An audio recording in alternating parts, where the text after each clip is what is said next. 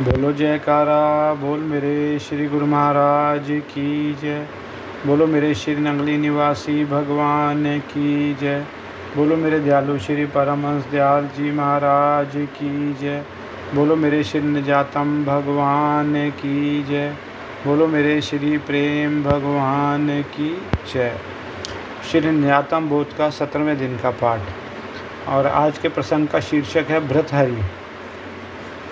यह मन किस प्रकार अपना असर डालकर त्यागी, वैरागी, साधु संतों आदि को भी वशीभूत कर लेता है, परंतु जो अपना कल्याण करना चाहते हैं वह मन पर किस तरह नियंत्रण करके उस पर विजय प्राप्त करते हैं, इस प्रसंग में राजा भृतहरि का उल्लेख आता है। प्रेमी पाठकों के समक्ष यह प्रसंग प्रस्तुत है।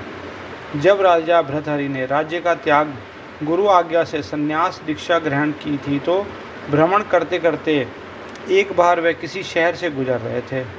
उन्हें दूर से दिखाई दिया कि सामने चौराहे पर एक हलवाई की दुकान है। वहाँ पर भांति भांति की मिठाइयाँ एवं गरम गरम जलेबी बन रही थी। उन्हें देख उसके मन में मिठाई खाने की इच्छा उत्पन्न हुई, परंतु पल्ले पैसा नहीं है। अंदर ही अंदर मन ललचा रहा था कि गरम गरम जलेबी खानी है। मन ने जोर पकड़ा एवं प्रेरणा की कि कोई बात नहीं, हलवाई से मांग कर ही खिला दो। मन के कहने पर मजबूर होकर आखिर चलते चलते साधु के कदम वहीं रुक गए जहाँ पर हलवाई गरम गरम जलेबी निकाल रहा था। साधु ने हलवाई को कहा कि ए लाला जी, ज़रा थोड़ी सी गरम गरम जलेबी तो दे दो, मेरा मन जलेबी खाने को कहता है। हलवाई ने देखा कि यह साधु तो किसी अच्छे घराने का व्यक्ति मालूम होता है, परंतु किसी कारणवश घर परिवार का त्याग करके साधु तो बन गया है, परंतु अभी इसका मन नहीं मरा जो कहता है कि मेरा मन जलेबी मांग रहा है। हलवाई भी सत्संगी पुरुष था। उसने विवेक से काम लिया और सोचा कि यदि आज इस साधु के इसके मन के मांगने पर जलेबी दे दी तो इसके बाद साधु का मन किसी अन्य पदार्थ की चाहना कर सकता है, जिससे साधु का त्याग, वैराग्य आदि सब खाक में मिल जाएगा। इसलिए इससे कुछ ऐसा काम कराओ कि यह लज्जित होकर जलेबी मांगना छोड़ दे। यही सोचकर हलवाई ने साधु से कहा कि पैसे लाओ और जलेबी खा लो, परंतु साधु ने कहा कि मेरे पास कोई पैसा नहीं है, आप ऐसे ही जलेबी दे दो। हलवाई ने कहा जलेबी खानी है और पैसा है नहीं। अगर तूने जलेबी ज़रूर ही खानी है तो यह सामने कोयले पड़े हैं, यह लो हथौड़ा और कोयले तोड़ दो। इनके तोड़ने की जो मजदूरी बनेगी उसके बदले में मैं तुम्हें जलेबी दे दूँगा और तुम अपने मन को खिलाकर इसे प्रसन्न कर लेना। साधु भी मन के अधीन होकर जलेबी खाने के लिए कोयले तोड़ने को तैयार हो गया। एक तरफ बैठकर हथौड़े से कोयले तोड़े तो हाथों में छाले पड़ गए, हाथ मुंह सब काले हो गए। हलवाई ने सोचा कि इतनी ही शिक्षा बहुत है और साधु से कहा कि महाराज बस करो, जलेबी के पैसे जितनी मजदूरी आपने कर ली है। साधु उठकर हलवाई के पास आया तो हलवाई ने एक दोने में थोड़ी गरम गरम जलेबी डालकर साधु को दे दी। साधु ने ले ली और उसका मन प्रसन्न हो गया। अब उसका मन कहता है कि जल्दी से जलेबी खाओ। राजा भृतहरि की बुद्धि ने उसे एकदम अंदर से प्रेरणा दी कि यह बाजार है, भांति भांति के लोग आ जा रहे हैं।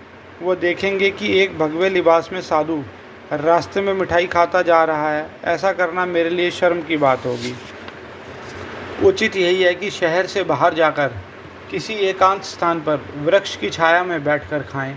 यद्यपि मन नहीं मानता था, वह कहता था अभी खाओ, परंतु जैसे तैसे शहर से बाहर एक वृक्ष के नीचे पहुंच गए। अब अंदर ही अंदर उनके मन एवं बुद्धि में खींचातानी होने लगी। मन कहता है कि अब तो खाओ, लेकिन अंदर से प्रेरणा हुई कि सामने थोड़ी ही दूर पर एक नदी है, वहां जाकर स्नान करेंगे। स्नान करने से भूख भी लग जाएगी, देखने वाला भी कोई नहीं होगा, स्नान के बाद ही खाएंगे। भाव यह है कि राजा भृतहरि की बुद्धि और मन के बीच एक प्रकार का संघर्ष शुरू हो गया। देखें अब कौन जीतता है और कौन हारता है। साधु नदी किनारे पहुंचा, स्नान किया, भूख ने जोर पकड़ा, परंतु वहां पहुंचने तक मन की ताकत भी कुछ कमज़ोर हो चुकी थी। सो राजा भृतहरि जी की बुद्धि प्रभावशाली होकर मन पर हावी होने लगी।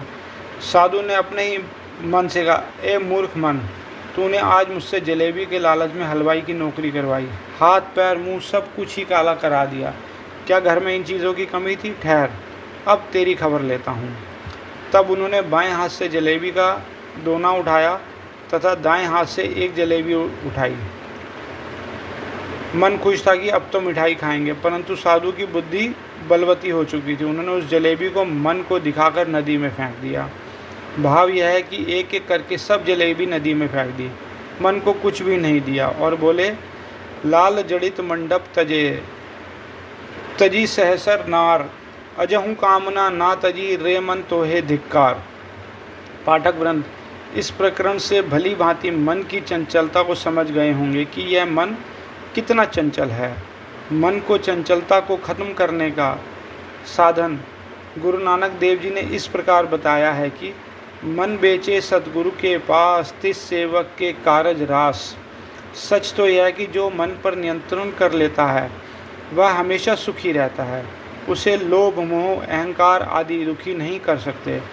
जिसे अभिमान हो कि मैं बहुत धनवान हूँ, मैं बहुत बलवान हूँ, मैं बहुत विद्वान हूँ आदि, जिसे अपनी विद्या का अहंकार हो और वह दूसरों को उपदेश करता रहे कि मैं प्रत्येक विद्वान से शास्त्रार्थ करूँगा तथा उसे पराजित करके अपने नाम की ख्याति फैलाऊँगा, इस प्रकार की विद्या भी किसी काम की नहीं, क्योंकि अभी उस विद्वान ने अपने मन पर नियंत्रण नहीं किया। जब तक स्वयं अपने मन पर जो नियंत्रण नहीं कर सकता हो तो उसके थोथे ज्ञान का किसी पर कोई भी प्रभाव नहीं पड़ता। बोलो जयकारा, बोल मेरे श्री गुरु महाराज की जय। बोलो मेरे श्री नंगली निवासी भगवान की जय। बोलो मेरे दयालु श्री परमहंस दयाल जी महाराज की जय। बोलो मेरे श्री निजातम भगवान की जय। बोलो मेरे श्री प्रेम भगवान की जय। श्री निजातम बोध का 18वें दिन का पाठ। आज का प्रसंग है सर्वजीत। एक बहुत पुराना इतिहास सर्वजीत जी का है, हमारे सामने है, जो इस प्रकार है। बात सैकड़ों वर्ष पुरानी है, परंतु एक सत्य कहानी है कि परम संत कबीर के ज़माने में एक महान विद्वान जो कि सर्वजीत के नाम से प्रसिद्ध हुए हैं, उस विद्वान ने अनेकों ही विद्वानों को शास्त्रार्थ में परास्त किया। सर्वजीत जी की बाबत यहाँ तक सुनते हैं कि वह प्रश्नोत्तर करने के लिए नगर नगर में जाकर मुनादी करता और विद्वानों को शास्त्रार्थ के लिए ललकारता, आमंत्रित करता था। अपने तर्क को प्रमाणित करने के लिए पुस्तकों का एक अच्छा खासा संग्रह बैल पर लाद कर अपने साथ ही रखता था। वह जहाँ भी जाता विजय ही प्राप्त करके आता था। ऐसा कोई भी विद्वान उसने बाकी नहीं छोड़ा जिसको उसने शास्त्रार्थ में पराजित ना किया हो। इसी से उसका नाम धीरे धीरे विश्व विजेताओं में आ गया तथा वह सर्वजीत के नाम से प्रसिद्ध हो गया। इतना विद्वान होने पर उसके मन में यह अहंकार भी हो गया कि विश्व में मेरे बराबर का कोई भी विद्वान नहीं है। उसके अहंकार की बात यहाँ तक पहुँच गई कि एक दिन जब उसकी माता ने पूर्ववत बड़े प्यार दुलार से पुत्र को सर्वा कहकर पुकारा तो उसे कुछ बुरा सा लगा, जैसे कि माँ ने उसे कोई अपशब्द कह डाला हो। वह नाक मुंह सिकोड़ कर कहने लगा, माँ, तुम्हें तो मेरी इज्जत का जरा भी ध्यान नहीं है। तुम जानती हो बाहर मेरी इतनी इज्जत होती है, बड़ी बड़ी सभाओं में विद्वान लोग मेरा कितना सम्मान करते हैं, मेरे नाम के साथ कितने विश्लेषण लगाते हैं, और तुम मुझे सर्वा सर्वा कहकर पुकारती हो। कम से कम सर्वजीत तो कह ही दिया करो, क्योंकि अब तो मैं सब जगह ही विजय प्राप्त कर चुका हूँ। माँ, अब मुझे पराजित करने वाला कोई भी नहीं है। अब तो मेरे नाम की विजय की पताका सारे विश्व में ही फहरा रही है। माँ, अब तो मैं सचमुच ही सर्वजीत बन चुका हूँ, इसलिए मुझे सर्वा सर्वा कभी नहीं कहना, क्योंकि अब मेरा नाम विश्व विजयी श्री सर्वजीत प्रसिद्ध हो चुका है। परंतु माँ को बेटे की यह सब अभिमानजनक बातें अच्छी नहीं लग रही थी कि मेरा बेटा अभिमानी हो गया है, और अभिमानी को कभी न कभी ज़रूर नीचा देखना ही पड़ता है। जब किसी विजेता को नीचा देखना पड़ता है तो उसका जीवन ही दूभर हो जाता है। माँ ने उसे उत्तर देते हुए कहा कि बेटा, मैं तो तुम्हें तभी सर्वजीत कहूँगी जब तुम सबको जीत के आओगे। उसने कहा, माँ, मेरे पास 20 ही विद्वानों के प्रमाण पत्र मौजूद हैं, जिनमें उनके परास्त होने तथा मेरे विजयी होने के उल्लेख हैं। कहो तो आपको दिखलाऊं? माँ ने कहा, देखो बेटा सर्वा, मुझे तुम्हारे किसी प्रमाण पत्र को देखने की ज़रूरत नहीं है। मैं तो उस दिन अपने को धन्य मानूंगी जिस दिन मेरा बेटा विश्व विजेता बनकर अपने पूर्वजों के नाम को बहुत ऊंचा उठाएगा। मैं तो तुझे तभी सर्वजीत कहकर पुकारूंगी। माता की इतनी बात सुनकर सर्वजीत से रहा ना गया और अपने अहंकारवश कहने लगा, माँ, तुम किसी भी विद्वान का नाम लेकर बताओ जिसको मैंने शास्त्रार्थ में परास्त ना किया हो। मैं अभी जाकर उसको परास्त कर उससे अपनी विजय प्राप्ति का प्रमाण पत्र लेकर आता हूँ। बेटे की ऐसी अभिमान भरी बातें सुनकर माता को बताना ही पड़ा कि बेटा, एक ऐसे विद्वान को जीतना बाकी रह गया है जो कि अक्षर विद्या तो जानता ही नहीं, परंतु उसके पास एक ऐसी विद्या है कि उसको कोई भी परास्त नहीं कर पाया। उस ज्ञानी पुरुष का नाम है परम संत कबीर। इस नाम को सुनते ही सर्वजीत बड़े जोर से खिल्ली उड़ाता हुआ बोला, माँ, यह तो मेरे बाएं हाथ का खेल है। बेचारा कबीर जिसने शास्त्र पढ़े ही नहीं, वह मेरे साथ क्या शास्त्रार्थ करेगा। मैं अभी जाकर उसे पराजित कर उससे अपने विजयी होने का प्रमाण पत्र लाकर आपको दिखाता हूँ। यह कहकर तुरंत ही पुस्तकों का एक भारी संग्रह बैल पर लाद कर चल पड़ा। थोड़ी ही देर में वह प्रभु प्रेम मग्न गृह योगी परम संत कबीर जी के निवास स्थान पर जा पहुँचा। सर्वजीत ने जाते ही कबीर जी को शास्त्रार्थ के लिए ललकारा और नगर भर में मुनादी करा दी कि कोई भी विद्वान इस शास्त्रार्थ में भाग ले सकता है। निश्चित समय पर विद्वान एकत्र हुए, शास्त्रार्थ प्रारंभ हुआ। सचमुच ही कई विद्वान पराजित मुद्रा में सिर नीचे किए बैठे थे कि एकाएक सर्वजीत ने बड़े गर्व से कबीर जी को ललकारा, परंतु कबीर जी ने बड़े ही नम्र भाव से उत्तर दिया, अरे भाई, मैं शास्त्र ज्ञान तो कुछ नहीं जानता हूँ और ना ही मुझे शास्त्रार्थ करना है। इस पर सर्वजीत झट से बोल उठे कि इन बातों से काम नहीं चलेगा। अगर आपने शास्त्रार्थ नहीं करना तो आपको हार माननी पड़ेगी।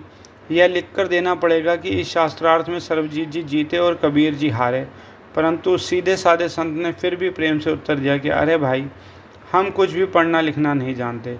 जो लिखना है आप स्वयं ही लिख लो, हम तो अंगूठा लगा देंगे। सर्वजीत जी ने तुरंत ही लिख दिया कि शास्त्रार्थ में सर्वजीत जी जीते और कबीर हारे। इतना लिखकर कबीर जी का अंगूठा लगवा लिया और बड़ी प्रसन्न मुद्रा में सर्वजीत जी उस प्रमाण पत्र को अपनी माता के पास लेकर पहुँचे तथा बड़े गर्व से बोले, माँ, यह लो अपने बेटे की जीत का प्रमाण पत्र और एक बार ऊंचे स्वर से कह दो, बेटा सर्वजीत।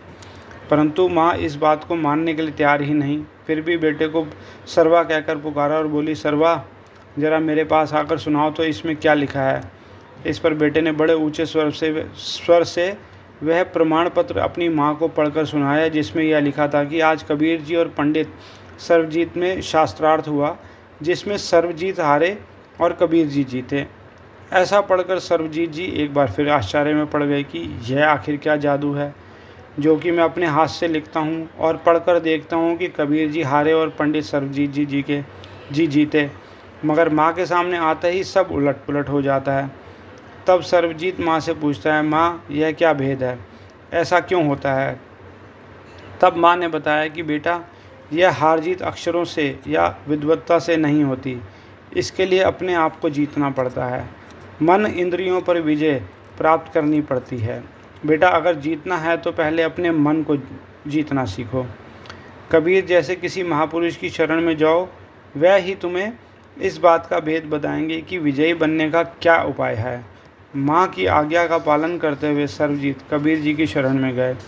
तब कबीर जी ने उनको बताया कि महापुरुषों का कहना है कि मन ही को प्रबोधिए, मन ही को उपदेश, जो ये मन बस आवही तो शिष्य होए सब देश। पढ़ पढ़ कर सब जग मुआ, पंडित भया न कोय, ढाई अक्षर प्रेम के पढ़े सो पंडित होए। बोलो जयकारा, बोल मेरे श्री गुरु महाराज की जय। बोलो मेरे श्री निजातम भगवान की जय।